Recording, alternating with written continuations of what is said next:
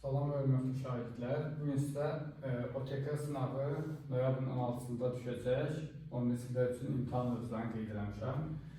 Riyaziyyatdan düşəcək mövzularımız bir xeyli çoxdur. Natural ədədlər, aqlımlı kəsrlər, çoxluqlar, faiz aid bir şey düşəcək. Təbii ki, həqiqi ədədlər, rasional ifadələr. Rasional ifadələr, yəni həm burada bir hədli, çox hədldən qruqlara ayrılması, yəni bütün qaydalar artıq düşəcək imtahanda sizə. Kvadrat köklər xassələri, birdəşən tənliklər, həmçinin də kvadrat tənliklər, Viet teoremi, tənlik köklərin tapılması. Həndəsədən isə həndəsən əsas anlayışları, üçbucaqlar və çevrə mövzuları düşmüş olacaq.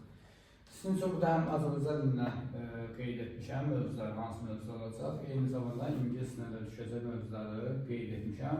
Xatırladım ki, bir daha bu 11 siniflər üçün 16 noyabr OTK sınavında düşəcək mövzulardır. Hər birinizə uğurlar.